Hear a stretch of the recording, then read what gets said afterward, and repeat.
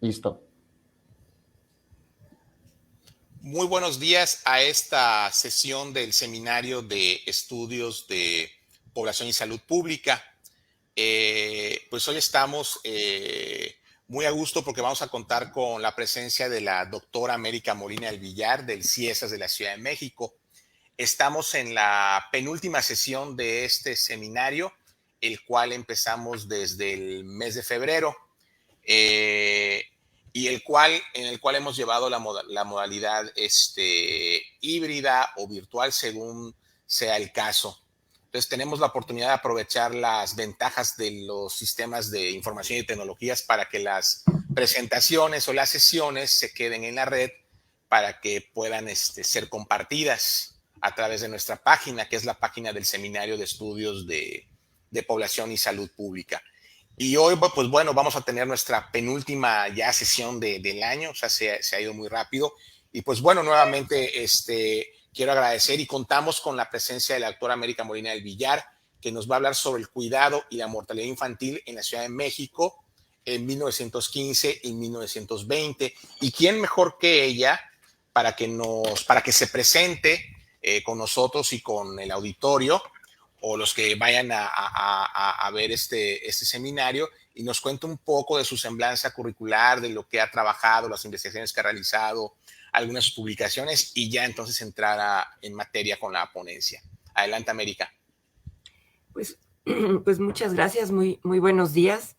Agradezco al doctor Carlos Alcalá y al doctor Juan José Mena Carrillo, pues, coordinadores de este importante seminario de estudios de población y salud pública, a presentar este trabajo. Bueno, como comenta el doctor Carlos Alcalá, yo soy investigadora del Centro de Investigaciones y Estudios en Antropología Social, CIESAS, en la sede Ciudad de México. Pues en la institución llevo laborando pues más de 30 años y me he dedicado pues a temas relacionados con las crisis de subsistencia en el periodo colonial, el impacto de la epidemia de Matlazáhuatl en el siglo XVIII. Y bueno, una parte de mis trabajos académicos son sobre todo este periodo. Y hace ya algunos años, sobre todo a raíz de la pandemia de 2009, de la pandemia de influenza, pues di un salto grande al siglo XX.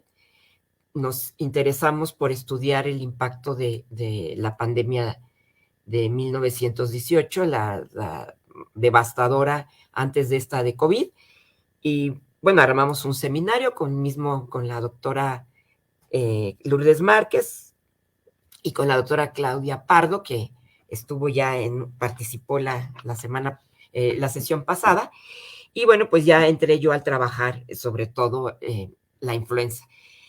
El trabajo que voy a presentar ahora deriva de una investigación que hice hace algunos años, que se publicó, no recuerdo bien la fecha, pero ya tiene su tiempo, se llama Guerra, Tifo y Cerco Sanitario en la Ciudad de México. El trabajo se centra sobre todo en el periodo del conflicto, suscitado principalmente a raíz de 1913, con el golpe de Estado de Huerta, donde, bueno, entra un periodo muy violento de la revolución, hasta que llegan el periodo, los constitucionalistas a la Ciudad de México, y me interesé por trabajar sobre todo el impacto de la epidemia de tifo. Además, después ya hicimos un trabajo sobre la influenza de 1918 en la Ciudad de México, y este es parte, no es todo, pero es una publicación que ya está por salir en este año, que se centra en dos temas principales. Hay un aspecto que me llamó, y como ahora lo podemos observar con la situación de guerra que estamos padeciendo en Medio Oriente, quiénes eran los personajes anónimos, los personajes o los sectores más vulnerables ante una situación de conflicto armado, de desplazamiento forzado y de guerra. Son los niños, ¿no? Los niños, las mujeres, los ancianos. Y cuando yo estaba trabajando lo que era toda la estadística, trabajando el impacto del tifo en 1915 y 16, antes ocurre un periodo de escasez y carestía, con también la ciudad, bueno, con este conflicto, porque era la ciudad se convirtió pues en la cereza, la capital del país, ¿no? En la cereza del país, del pastel de la disputa revolucionaria entre las distintas facciones. Yo estaba revisando la estadística, me interesaba pues trabajar y ver cuál había sido el impacto de esta epidemia de tifo, sobre todo a partir del análisis de las actas de defunción. Y entonces lo que observé, y yo acostumbrada a trabajar periodo, el periodo colonial con el impacto de las epidemias del antiguo régimen, donde la mortalidad era abrupta entre población adulta, es que observaba que la mortalidad infantil era elevadísima, ¿no? En todo este periodo, y se agrava en gran medida por la situación de crisis y guerra. Ya venía desde antes, ¿no? El periodo ya del porfiriato era una sociedad en transición demográfica, ¿no? Entonces, el contexto que voy a analizar, me gustaría mucho porque no puedo dar toda la parte del libro, tiene muchas partes, es un libro centrado en un capítulo que sí tiene que ver con la estadística de salud, con la estadística de las defunciones, a partir de dos fuentes principales, y la otra parte del libro tiene una parte sobre todo centrada en la beneficencia pública. Aquí es un tema que yo no había trabajado, pero qué bueno que me interesé en trabajar qué había pasado con la beneficencia y sobre todo con la creación de unos albergues, porque los sistemas, además de que se quebró con la guerra el sistema de salud pública, o sea, los que estaban a cargo, que era la coordinación, Consejo Superior de Salubridad, pues la beneficencia también sufrió un estrés, ¿no? En esta situación de guerra y de una exacerbación de un aumento, ¿no? De diversas enfermedades infecciosas. Bueno, el escenario es el contexto en el que voy a presentar mis gráficas y la segunda parte que le llamé así cuidado infantil, que bueno, que más bien estaba a nivel de la reglamentación y de la legislación, más que el cuidado en sí, es, es este periodo de conflicto armado, ¿no? Desplazamiento de personas, escasez y carestía de alimentos, una elevada mortalidad infantil que se agrava en este periodo, esta crisis en el sistema sanitario con un brote de tifo que impacta sobre todo a población adulta, viruela a la población infantil, se suspende mucho la vacunación, y sarampión, y en 1918 la pandemia de influenza. En estos brotes epidémicos, el contexto epidemiológico en general estaba marcado por una elevada mortalidad infantil, por enfermedades gastrointestinales y respiratorias, que eran pues las principales causas de muerte, ¿no? Ahora, en cuanto a las fuentes que yo trabajé, entre muchas que hice de investigación, en relación a la fuente estadística me basé en dos fuentes fundamentales. Primero, los boletines del Consejo Superior de Salubridad, que son las estadísticas que procedían de los hospitales y panteones y que levantaban los médicos, miembros del Consejo Superior de Salubridad.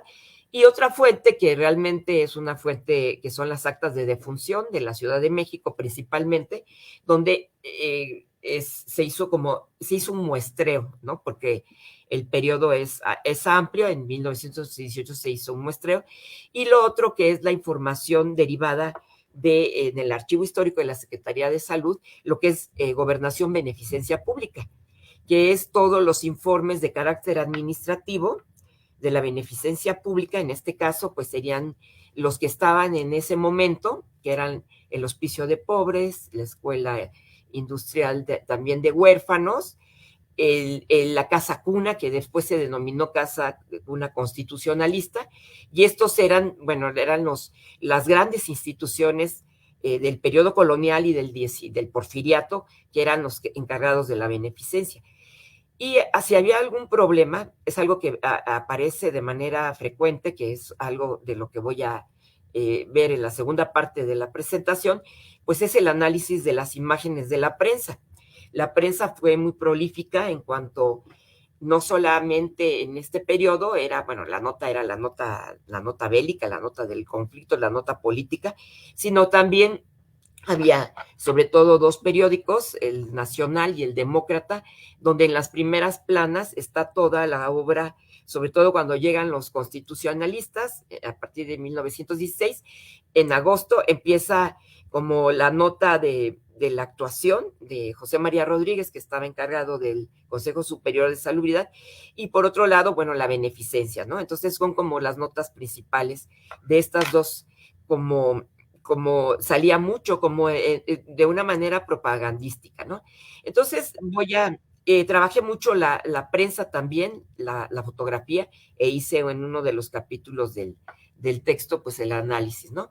Bueno, en 1914-16, el país, como todos sabemos, enfrentó uno de los periodos más crudos de la revolución, con confrontaciones armadas, y sobre todo entre 1913 y 15, los habitantes de la capital del país presenciaron pues la entrada de las distintas fuerzas contendientes, convencionistas y carrancistas, además de padecer un periodo de escasez de alimentos y el brote de epidemias, ¿no? Aparte de las enfermedades que ya estaban presentes.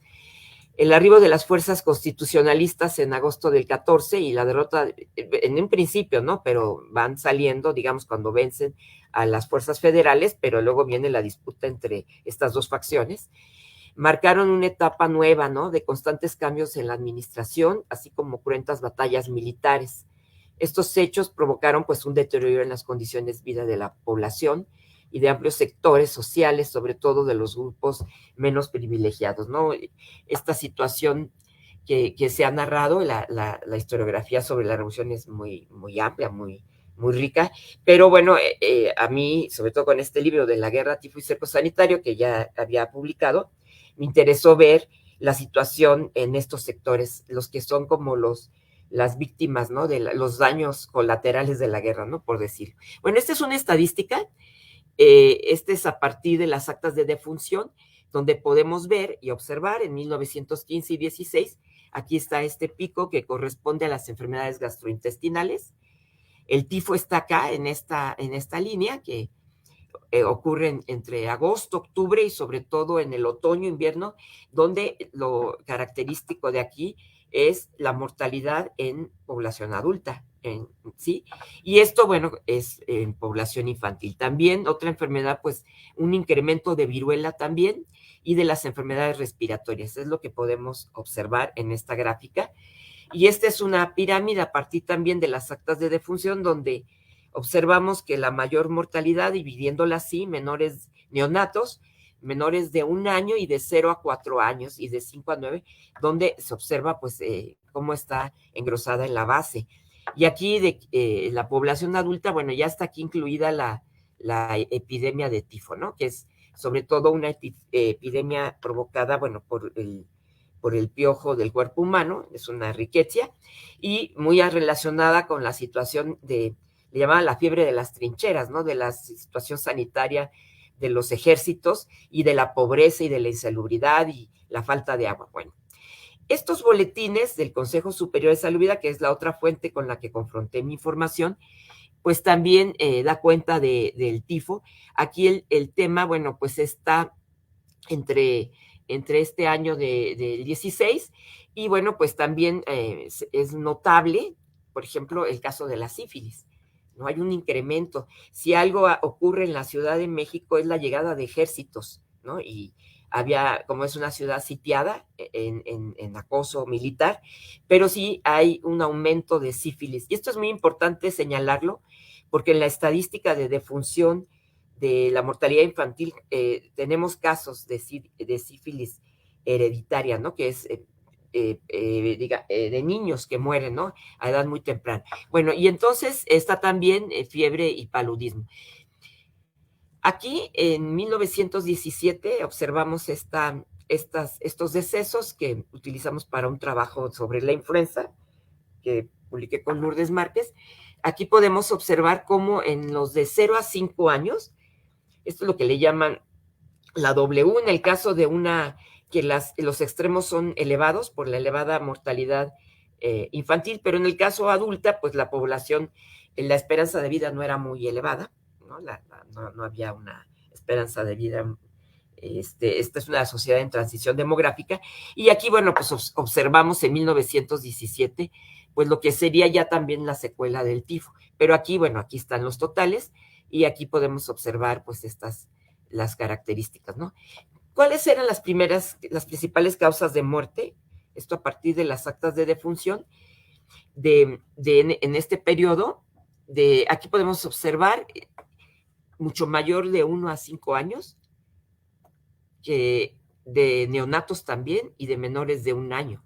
Y aquí encontramos, bueno, en ese periodo, 2.996 del total de defunciones que hay para todo ese periodo, y de neonatos, bueno, es menor, y además, bueno, también habría que ver que pues también podría haber habido un importante subregistro de defunciones en estos grupos de edad infantil.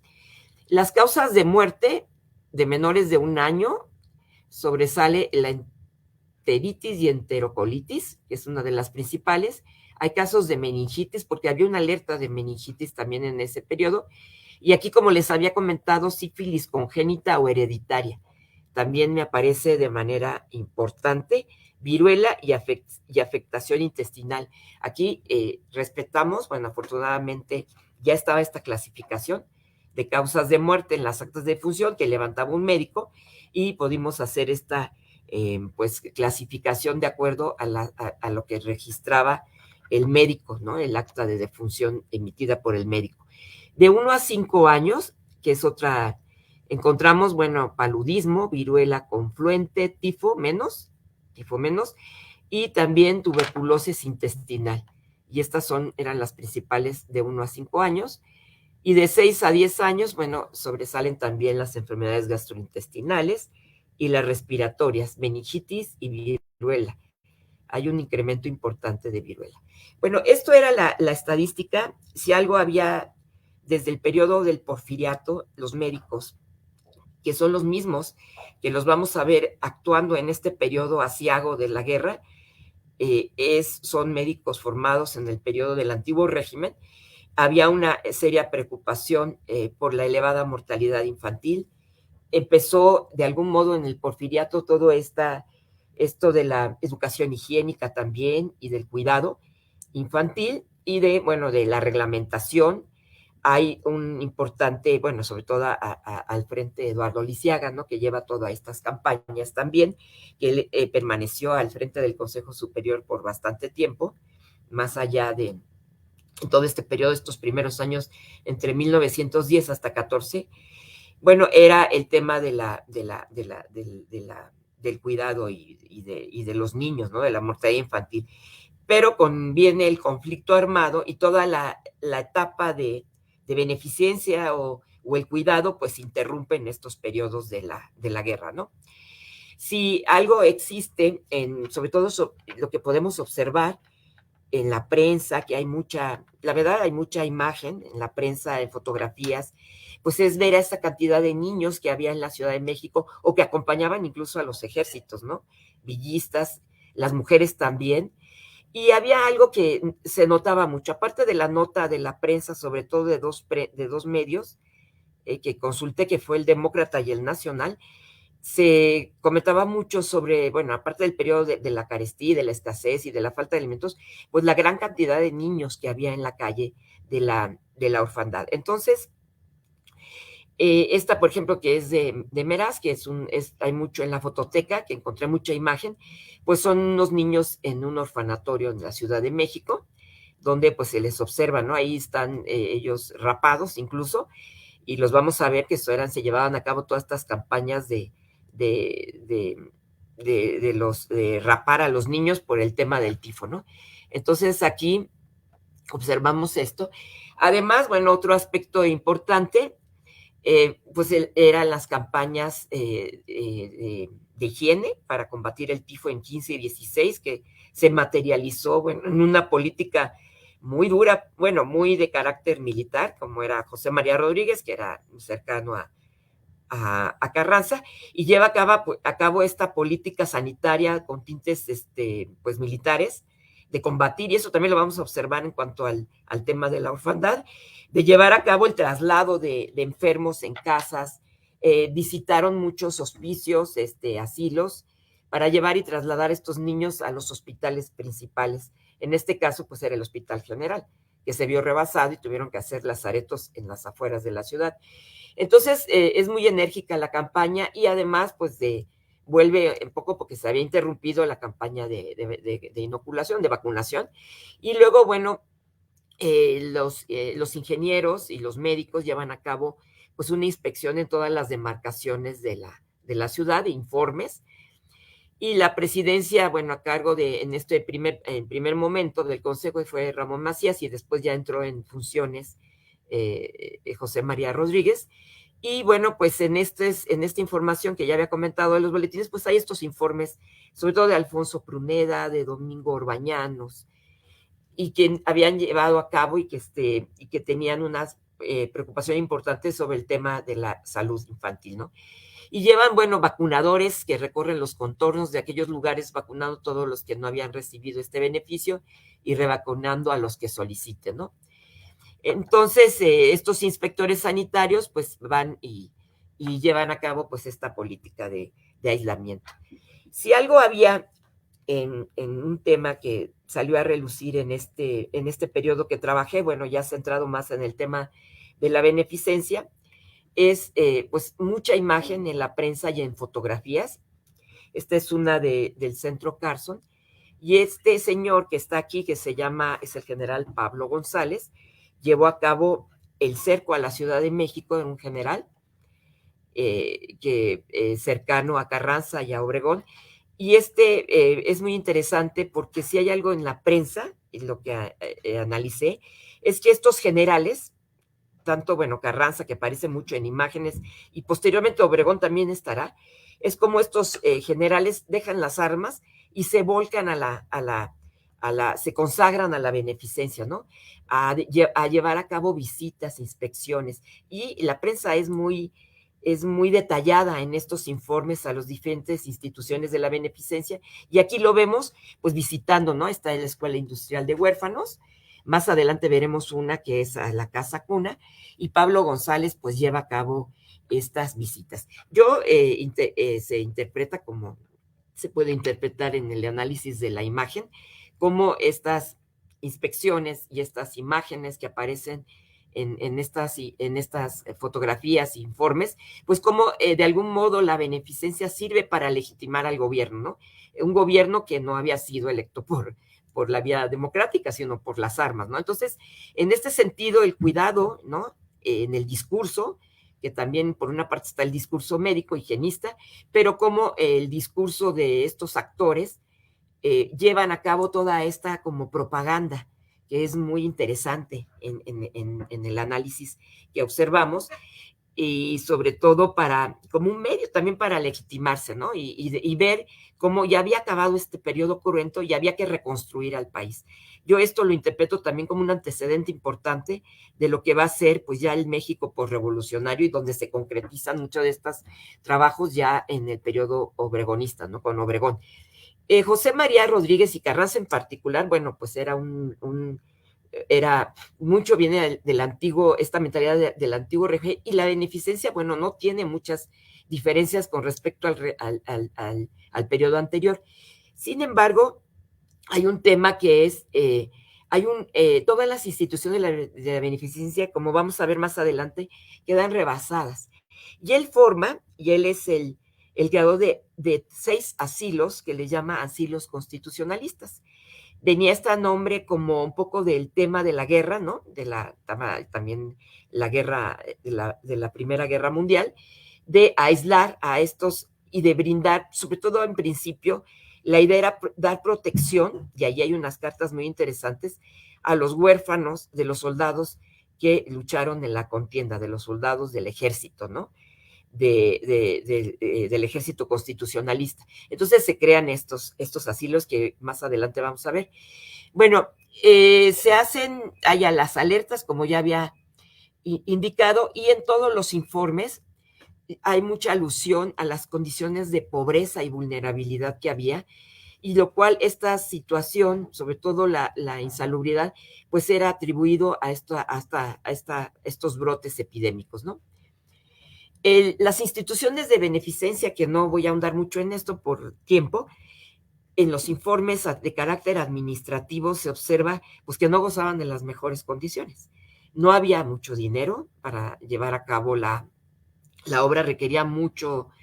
Sí había beneficencia y se hicieron muchas actividades de carácter altruista para poder dotar de comida y de alimentos a las instituciones de la beneficencia, pero carecían de muchos problemas, ¿no? De una falta de mantenimiento en estos años. Y, por ejemplo, aquí está, bueno, el Tecpan de Santiago, conocido como Escuela Industrial de Huérfanos después, los informes que hay sobre excusados y albañales que se atascaban y que favorecían, pues, la propagación de epidemias. O sea, que eran espacios que lograron, bueno, pues sí, de aislar, pero y de recluir de manera, pues, momentánea, pero bueno, la situación tampoco era muy buena, ¿no? En el contexto bélico fue evidente, pues, un deterioro en las condiciones de vida de grandes sectores de la población y un incremento de la pobreza, y bueno, de ahí pues las elevadas tasas de mortalidad infantil que pues constituyen un indicador importante, ¿no? Como ya comenté, bueno, estas son imágenes, por ejemplo, de estos niños asilados donde aparecen y bueno, de distinta en la prensa y documentación administrativa, pues hace referencia a la creación de estas casas cunas, albergues y asilos, en donde arribaban niños pobres y huérfanos. Estas casas cuna o asilos permiten ahondar también en las condiciones de este sector vulnerable. Y aquí es muy importante indicar algo. Es importante porque en la estadística o en los informes que hay sobre estas instituciones de beneficencia y que, bueno, que se podemos atribuir hasta la época actual, lo que son cifras, son números, son datos donde no tenemos los nombres.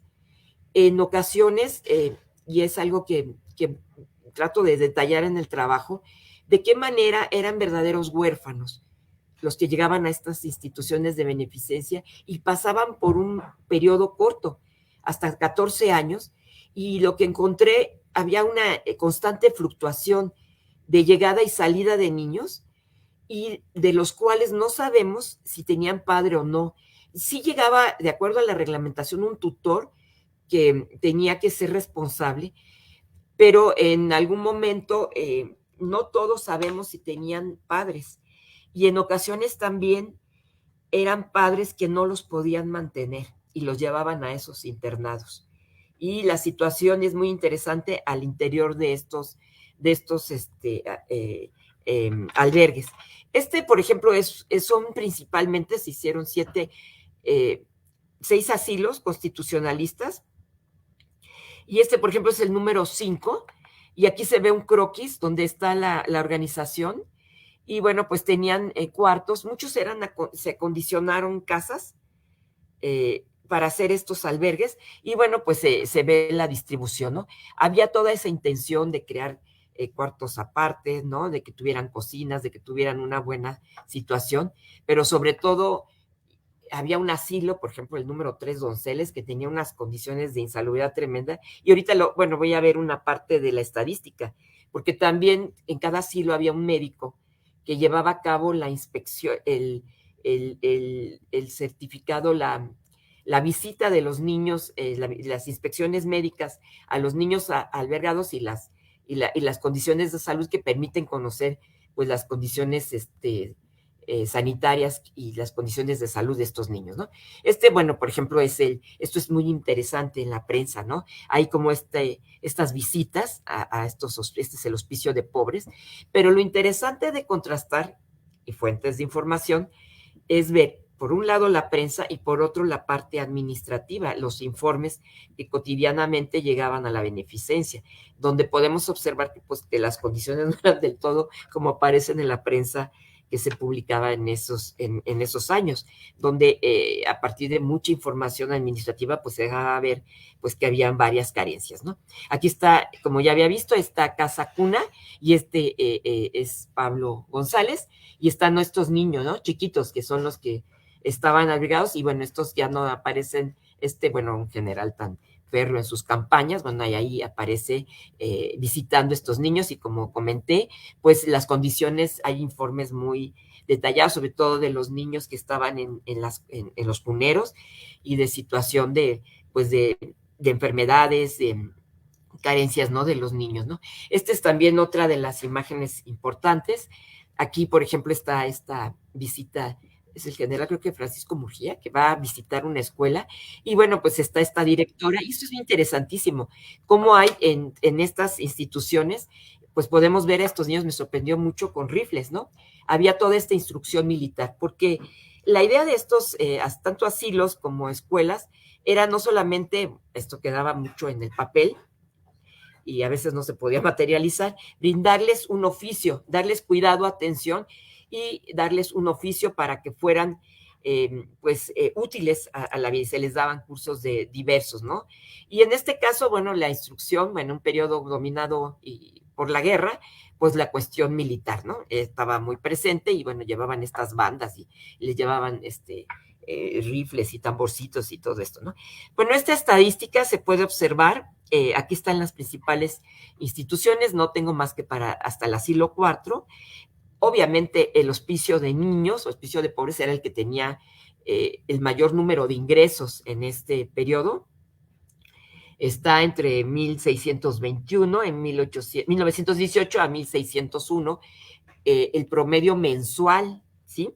La Escuela de Industrial de Huérfanos era la segunda institución, la Casa de Niños Expósitos, y están estos otros asilos, el asilo 1, 2, 3 y 4, que en promedio mensual recibían 366 niños, ¿no? Entonces es una cifra significativa. Aquí está la localización de estos asilos, que estaban principalmente en el cuartel 3, en el 2, el quinto y el séptimo, ¿no? Esta zona del norte, que es de las zonas, pues también pobres de la ciudad y hacia el poniente, ¿no? Y que tenían los informes que hay de dónde estaban algunos de ellos, es verdaderamente de llamar la atención por las condiciones en las que están. Hay muchos informes sobre que están las directoras que solicitan. Además, otra característica, son mujeres las que llevan a cabo, son directoras de estas instituciones de beneficencia, y detallan, ¿no?, la ayuda que requieren y las condiciones que estaban alrededor, ¿no?, de los asilos. Bueno, este es un poquito del asilo 2, creo, y el 1, sí creo que es el 1, y estas son ya, aquí está, el asilo 2, 3 y 4. A partir de los informes de los médicos, y aquí podemos ver el registro, los cuadros, la estadística de las enfermedades que se registraron. Destaca el tifo, tosferina, viruela, ¿no? En el asilo, sobre todo en el asilo número 3, es este que ya había comentado, que tiene unas condiciones sanitarias lamentables y que hay muchísima información sobre estas, sarampión, por ejemplo, y esto es entre diciembre del 16 al diciembre del 17, ¿no? Son todos los reportes de enfermedades que hay. Y algo que me llamó muchísimo la atención, cómo aparecen reportes de enfermedades de la piel de los niños. Por ejemplo, el eczema, tiña, hay muchos niños con tiña, enfermedades conjuntivitis de los ojos, y bueno, aparece así de enfermedad de la sangre, viruela y sarna. Muchas de estas enfermedades de carácter exantemático, más bien de carácter de conjuntivitis o de eczema, pudieran estar relacionados con la desnutrición, con una deficiente alimentación, por ejemplo, conjuntivitis también, y por también, pues, la situación, me imagino, también de estrés, ¿no?, de estos niños. Pero esto es de llamar muchísimo la atención, como hay muchos reportes y del asilo número 3 que ya había comentado, donde hay todas estas cuestiones. Este asilo estaba cerca en la Plaza de la Merced, en un barrio populoso del cuartel número 2, que era, ya había comentado, pues que era un lugar malsano, ¿no? En 1917 el director de la Beneficencia Pública lo visitó e hizo un detallado informe, y este nos permitió ahondar mucho en las características de este asilo, y que decía, bueno, se había convertido en un basurero, se encontraban basuras, desperdicios, agua sucia, los excusados despedían un olor insoportable, el problema del agua. Entonces, pues más que nada, pues era un lugar de contagio, ¿no? ¿Qué había en esto? También de notar este discurso contra las enfermedades infecciosas, este discurso de carácter también como militar. Este discurso higienista también se trasladó a este combate a la orfandad y sobre todo, que es otra parte que trabajé sobre los vagos. Había un gran número de vagos y a través del archivo bueno, ya de la Ciudad de México encontré que se aprendieron a varios niños y desaparecieron varios niños, ¿no? Entonces, el gobierno fue materializar, bueno, esta campaña contra la epidemia de tifo con diversas medidas, como traslado de enfermos contagiosos a hospitales, el baño obligatorio que ya había comentado, rapado y despiojamiento de personas de bajos recursos y de la población general. Y bueno, el gobierno se vanagloriaba, y en la prensa es muy visible, de haber sostenido una campaña ruda, ¿no?, contra los reaccionarios, sino también aliviaba la miseria de los expósitos, ¿no? Este es un mensaje importante.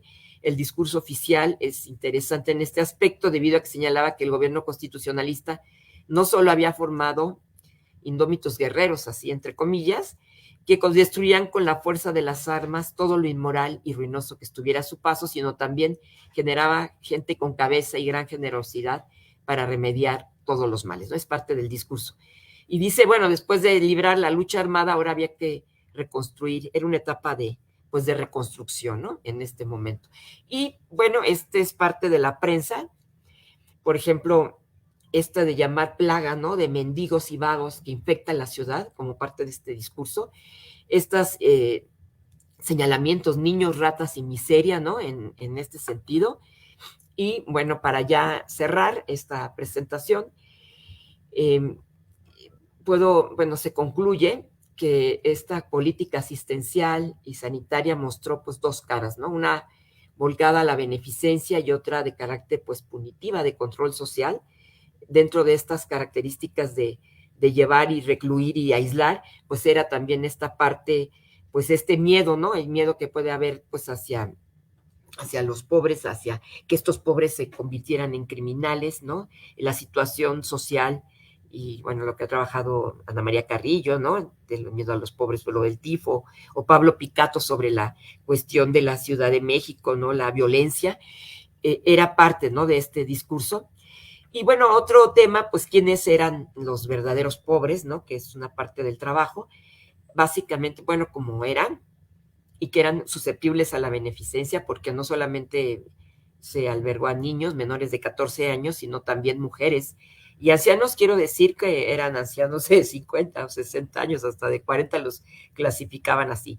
Hay muchos reglamentos de algunos médicos de cuidado de la infancia, que quedaba en un deseo, ¿no? Y que de algún modo, bueno, se plantearon reglamentos, normas y proyectos que quedaron mucho a nivel de la ley y que probablemente pues influyeron en la redacción del artículo 10, el artículo de la Constitución de 1917 en torno pues a los derechos de protección a la infancia y derechos laborales, ¿no?, de la salud. Hay un proyecto de reglamento muy interesante en 1916 que identifiqué, que es la protección a la primera infancia. Aporta varios aspectos de interés, como la redacción de varios artículos que regulaban pues la situación de los niños en los establecimientos y albergues. En cada ciudad o localidad, los ayuntamientos, ¿no?, en este caso vuelven a tener un peso, a que adquieran un nuevo peso, ¿no?, los ayuntamientos, para designar facultativos y hacer inspecciones del estado de salud de los menores durante la primera infancia en respuesta pues a la elevada mortalidad infantil y de la pobreza, ¿no?, de los niños.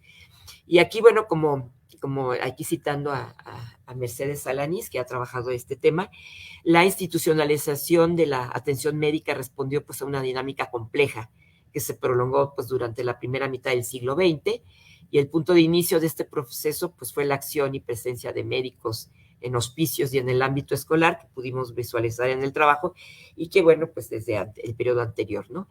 La falta de recursos, pues un freno importante para materializar la obra de beneficencia en estos periodos, pues muy, muy conflictivos, ¿no?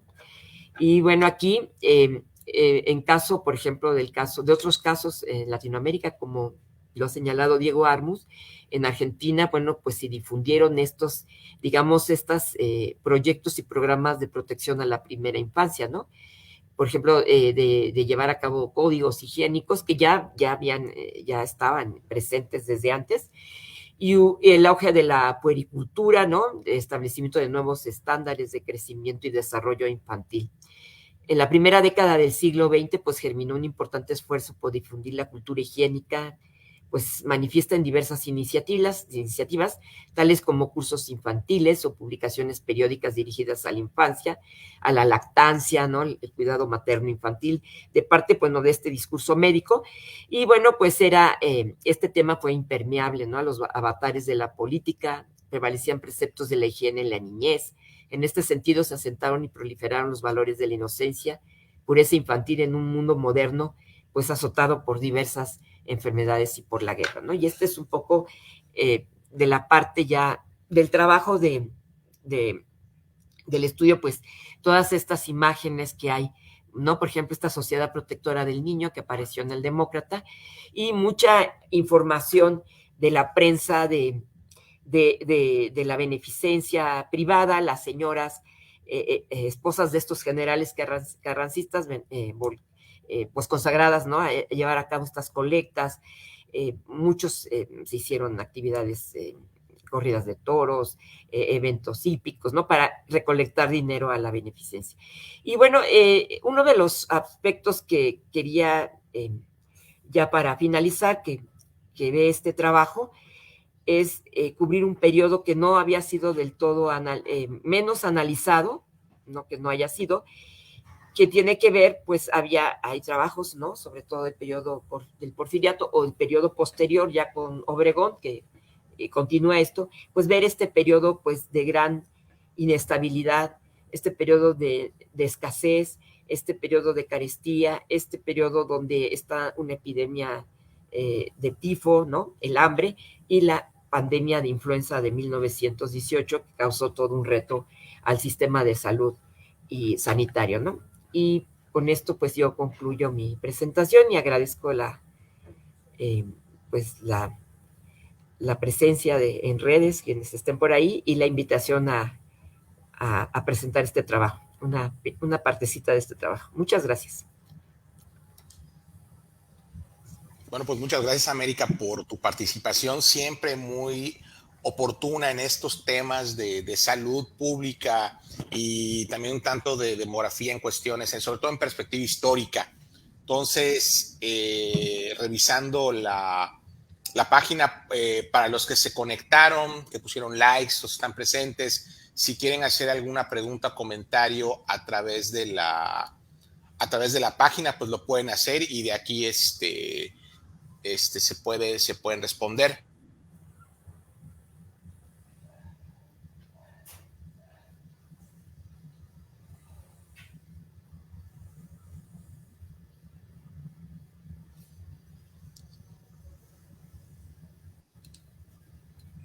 Sí, bueno, yo había puesto unas en el chat de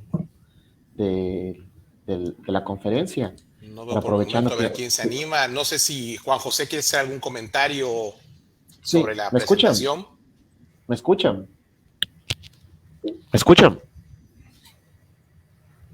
Sí, disculpa, América. Creo que tengo un poco de delay, pero yo había puesto unos comentarios en la página de Facebook. Aprovecho para hacértelas en vivo.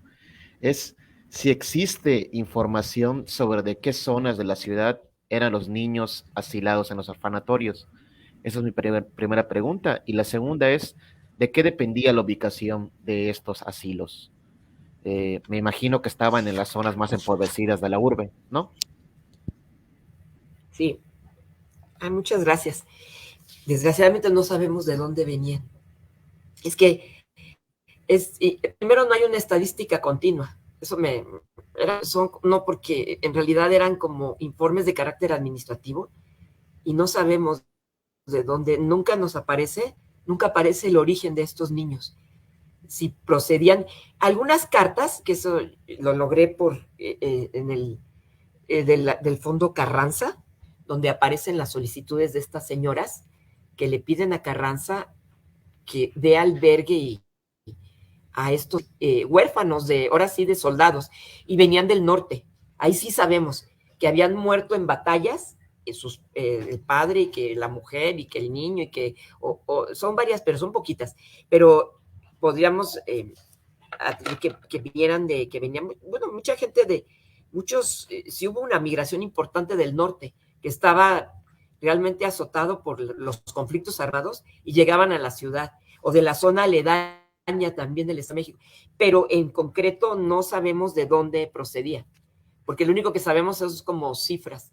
Y es interesante, yo creo que era la disponibilidad, porque de dónde estaban ubicados los asilos de casas que habían sido, creo que hay uno de Pablo González que dice, ya confiscaron las casas y estaban precisamente, creo que era la parte más, pues, accesible, digamos, en ese sentido, cerca de los otros, del hospicio de pobres, ¿no?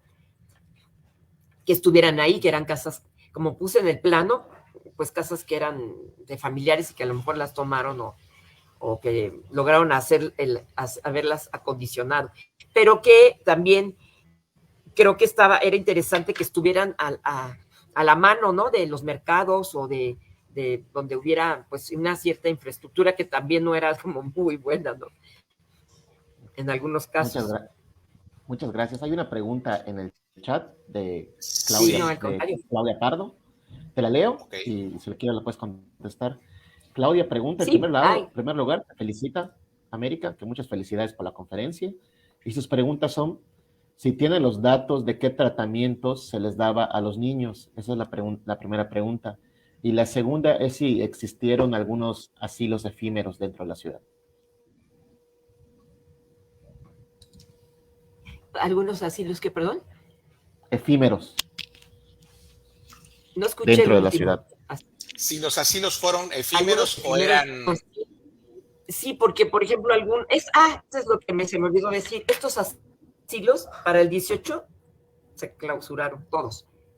Sí, porque se vio que no lograban, la situación al interior de estos asilos 4 o 5 que se crearon, fueron finalmente clausurados, porque no tenían tantos problemas presupuestales y como pudimos observar también en condiciones también de infraestructura y de camas y todo, entonces se clausuraron. Y entonces ya nada más quedaron estas instituciones de la beneficencia. Es interesante porque en algún momento encuentro, por ejemplo, en 1917, como 18, antes de 18 ya estaban clausurados, se cerraron, como había habido, que no sabemos cuál fue el destino. Algunos los enviaron al hospicio de pobres, eso sí los mandaron al hospicio de pobres, y engrosaron ahí las filas, y al otros, pues a lo mejor a la calle, o los padres que los lograron recoger, que eso es muy interesante. Parecería que fueron instituciones de asilo temporal, aunque la idea era darles educación y ofrecerles un oficio, porque hasta les daban clases de mecanografía, incluso en uno de los reglamentos que se les podía dar hasta clases de inglés y carpintería. Eran oficios, ¿no? Lo que se observa. Que les datían, pues no tenían ni dinero. Hay quejas, por ejemplo, de los empleados que no les alcanzaba. Y otra cosa interesantísima es que había muchos empleados, familiares de los empleados que vivían en las instituciones de beneficencia. Entonces llega Carranza y dice, pues se salen, porque no nos alcanza para alimentar, aparte que estamos acá, alimentar, pero los salarios eran bajos y decían, es que no podemos llevar, no tenemos casa. Entonces, en cuanto pues a los tratamientos, sería muy interesante ver, porque bueno, ¿qué les daban? Eso no era pendiente. En cuanto a estas enfermedades, por ejemplo, de la piel o el baño, ¿no? O hay muchas cuestiones del uso de jabones. En cuanto a tratamientos específicos, pues era la inoculación, ¿no? Llevaban para inocular a los niños contra la viruela. Y el tratamiento de estas enfermedades, sí hay como muchas cuestiones en cuanto a la alimentación, ¿no? Mejorar la alimentación. Pero no encuentro así, bueno, pues entonces no había una enfermedad gastrointestinal y la mortalidad que era elevadísima, pues se contrarrestaba con un antibiótico, ¿no? Pero pues no estaban todavía los antibióticos, ¿no? Pero pues eran remedios, de carácter paliativo, ¿no? Muchas gracias. Igual muchas gracias. Y un saludo a la doctora. Sí, igual hay un comentario de Normi Serrano, procedo a leértelo. Menciona, muchas gracias por la conferencia de la doctora América Molina del Villar. Siempre muy enriquecedor lo que nos presenta y qué interesante ver la preocupación hacia los niños huérfanos. Más bien la preocupación por la infancia en general, tanto así que va a surgir la puericultura y demás acciones para protegerlos. Sí. Muchas gracias. Sí, es un comentario de Normi Serrano. ¿Tú, Carlos, tienes algún comentario? Sí, bueno, antes que nada, una disculpa porque me sacó la red por unos segundos, pero bueno, ya está. Pues nada, evidentemente primero pues felicitar a América por la presentación, siempre muy, muy interesante y sobre todo porque es un periodo que no se ha estudiado con tanta profundidad respecto a esos temas de salud y población, sobre todo porque damos algunas cosas por sentadas, ¿no? O porque nos hemos, como bien dice América, o se ha trabajado periodos posteriores o del porfiriato hacia atrás, donde obviamente sí la producción académica es vasta en cuanto a investigaciones. Hay unas cosas que me llaman la atención de la presentación, en la que se detectan cosas que probablemente tengan también una cuestión más general. Está los datos que señalas de viruela en 1915 y 1916, porque tal parece que este episodio de epidemia fue, pues fue a nivel nacional, porque aquí en la península de Yucatán, con las tropas de Salvador Alvarado, al ir avanzando hacia Campeche y Mérida, pues obviamente algunos de los soldados estaban contagiados y eso propició que se presentaran episodios epidémicos en ese lapso. La otra cuestión también a señalar es la alta mortalidad infantil, que también era una tendencia nacional.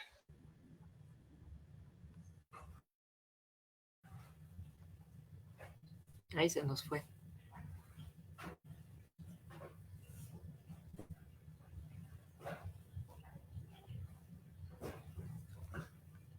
¿Alcanzaste a escuchar la pregunta, América? O si no, pasamos a una que tengo acá en el... Pues me parece muy importante, porque, bueno, el tema de la viruela, y como dice Carlos, sí, es que es interesantísimo, y creo que también la doctora Pardo lo vio para 18, creo, tifo, ¿no? Tifo con influenza, y lo que comenta, no sé si querías terminar la pregunta. Sí, nada más. Porque, bueno, lo de viruela. Sí, ya está terminando lo de la viruela y está señalando también que en el caso de la mortalidad que señalas por enfermedades gastrointestinales, era la tendencia a nivel nacional. Era la primera causa de muerte en el país y en el caso de Yucatán, si se revisan los boletines de estadística, era la primera causa, las enfermedades gastrointestinales y sobre todo en niños de 0, o sea, neonatos hasta los 2 años, que es donde está muy marcado. Y ya lo último rapidito, la cuestión de la percepción de lo que es el sistema hospitalario. Si bien ya hay unos hospitales y ya hay alguna cuestión de ir más allá de la cuestión asistencial, porque hay hospitales donde incluso ya hay laboratorios, hay estudios de química sanguínea, de bacteriología y demás, todavía persiste ese carácter de beneficencia pública. O sea, el paso todavía está por darse el paso a los hospitales como los conocemos actualmente y que para eso evidentemente hubo un cambio obviamente en la cuestión institucional a partir de la Constitución del 17. Nada más. Excelente. Sí, exactamente. Recuerdo lo último. Sí, el hospital es muy importante lo que señala Carlos, porque el Hospital General es también una institución de la beneficencia. Yo lo encuentro, bueno, no lo presenté, pero llegan muchos niños también a los pabellones del Hospital General de la Beneficencia. Y el cambio a los hospitales, aunque sí había, por ejemplo, el caso del tifo. En el caso del tifo, se hicieron pabellones, le llamaban pabellones de tifosos, para evitar y aislar a los que, bueno, pues trajeron y José María Rodríguez en realidad fue muy efectivo, lograron frenar el tifo, pero con una política, pero de carácter militar, llegaban a las vecindades, a las casas, y sacaban eso, y había la denuncia, y había en esta parte, ¿no? Como los conocemos ahora, ¿no? Que estaban los enfermos de COVID en pabellones aparte. Pero esto es interesantísimo, el Hospital General recibió mucho este tipo estaba esta parte, como dices, híbrida, ¿no? Entre un hospital de atención a la salud y este hospital de la beneficencia. Siempre queda la duda, en 1918 incluso, vimos una estadística, Lourdes y yo, que no encontramos que tampoco habían llegado tantos al hospital general, ¿no? Había algunas cifras, pero muchos murieron en su casa. Ahora, el tema de la vela me parece también un comentario muy, muy acertado, porque efectivamente los reportes que hay, que encontré en la prensa sobre este brote de viruela en estos años, obviamente se lo atribuyen los médicos a dos factores: que dejaron de vacunar y que además en los ejércitos iban enfermos de viruela. Incluso cuando llega el caso, que lo minimizan algunos médicos, por de viruela, que ya antes, un poquito antes de que brotara, y lo traen algunos soldados que cercan la ciudad, los soldados constitucionalistas. Y entonces comentaban, y había ese debate, si era atribuido, si había ese riesgo, que venían enfermos de viruela, que llegaron a la ciudad, porque es que hay que observar que la ciudad está tomada por los ejércitos. Entonces toman la ciudad, lo que ocurre, pues acaban con toda el abastecimiento de agua que querían los ejércitos, comida también, ¿no? Entonces hay fotografías donde está tomada la ciudad y sale, ¿no? Población. Y estos ejércitos, que porque uno de los vehículos también de las enfermedades que estudiamos, como ha trabajado Carlos, pues son la movilidad de los ejércitos, ¿no? Que llevan las enfermedades donde ellos van, los ferrocarriles y los miembros del ejército, que también, pues, de condiciones sanitarias óptimas, que no vacunados o que no tenían, y que también estaban pasándola mal. Entonces sí es bien interesante, y no sé qué médico le dice, no, riesgo, la viruela y luego dice, es que está muy insalubre, está muy sucio, no hay riesgo, como minimizando.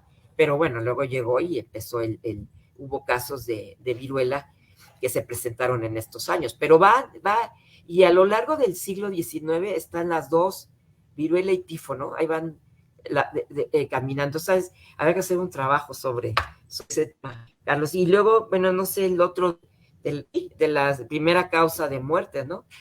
De las enfermedades gastrointestinales, porque si hay algún tema que de estas enfermedades, pues es el asunto del agua. Sería también algo súper interesante, porque eso también es ver, por ejemplo, lo de las nodrizas. Había muchos reglamentos de nodrizas y realmente qué tanto, bueno, pues se delegaba en chichiguas o en las nodrizas la alimentación, si realmente, bueno, pues lograba tener como cierta protección. Hay todo un tema, ¿no? Porque eso es otro aspecto que también vi en la investigación. Muchas gracias. Sí, gracias, América. Alfonso Chinlizama también tiene una pregunta. En primer lugar, te manda saludos desde la maestría del CIESAS Peninsular y hace dos preguntas. Ay, dile que sí, le mando un abrazo. Muchos saludos. Sí, la primera pregunta es si el Consejo Superior de Salubridad tuvo alguna participación económica en estas instituciones de beneficencia. Y la segunda es si los códigos sanitarios incluían reglamentaciones donde se aplicara el cobro de alguna inspección sanitaria. Sí, bueno, el Consejo Superior de Salubridad, realmente el recurso sí venía le llaman como la proveeduría, ¿no? También la beneficencia, y podían ser recursos públicos. También, bueno, no he visto, había que investigar esa parte, ¿no? De cuáles recursos que procedían de estas instituciones, me imagino que pues eran recursos, muchos.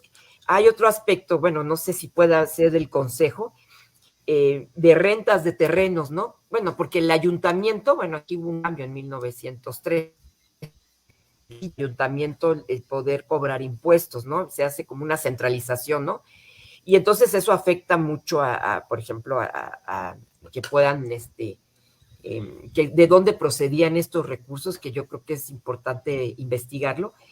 Pero también, bueno, podían tener, bueno, en el caso de la beneficencia, pues aporte de colectas privadas, en este caso, y de algunos ramos, ¿no? Que pudieran irse hacia de algunos ramos de actividades públicas o del desagüe, ¿no? No sé, ¿no? Por ejemplo, de actividades taurinas iban hacia el desagüe de la Ciudad de México, ¿no? Que aportaban, ¿no? De este tipo de actividades. Y entonces sería todo, no hay yo información de dónde más bien de carácter de los médicos, ¿no? De los informes. No me acuerdo cuál era la otra pregunta que hizo. Sí, la pregunta ¿Era es la otra? sobre Perdón. si los códigos sanitarios incluían alguna reglamentación donde se aplicara el cobro de alguna inspección sanitaria. Ah, había bueno, los códigos que había bastantes eran como en el siglo anterior, creo que en 1893 había algo. Sí existen multas en las inspecciones, porque sí se llegan a multar, pero como en el tema de la reglamentación, habría que ver también, creo que sí, no recuerdo muy bien, pero sí, sí entiendo que si había una sanción, había una multa que se tenía que pagar, ya fuera la policía sanitaria, ¿no? Que tenían que pagar la persona que era acreedora. Pero en el caso de los códigos, creo que sí, habría que revisarlo. Creo que sí, si no, la verdad creo que sí hay estos datos de que fueran acreedores. Gracias. Claudia te manda de nuevo felicitaciones y gracias por tu respuesta a sus preguntas. Y que ya se fue a ¿Alguna otra clase. pregunta? Sí. Muchas gracias. Vamos a ver si hay más preguntas. Yo no veo más. No vemos más. Bueno, pues si ya no hay más preguntas o comentarios, yo creo que podemos dar por terminada la sesión.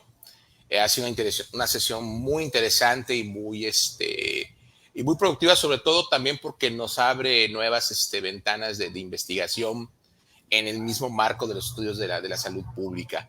Sobre todo temas que hay que considerar, por ejemplo, también en vida cotidiana y los sistemas alimentarios que también son muy importantes para saber qué era lo que comía la gente y cómo incluso ciertas actividades económicas van medrando también el tipo de alimentación o va sustituyendo alimentos por otros que probablemente no sean tan sanos o les eliminan sus requerimientos calóricos básicos que tenían normalmente por otros, ¿no?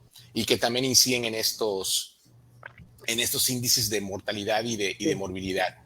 Y pues bueno, ya con esto pues concluimos pues ahora sí que penúltima sesión de este seminario de estudios de población y salud pública, y ya nos quedará pendiente la siguiente sesión, que será para el mes de noviembre. Ya de manera oportuna les señalaremos la fecha, el horario y cómo nos vamos a conectar. Digo, lo más probable es que lo hagamos por esta vía, como lo hemos hecho en las dos últimas sesiones.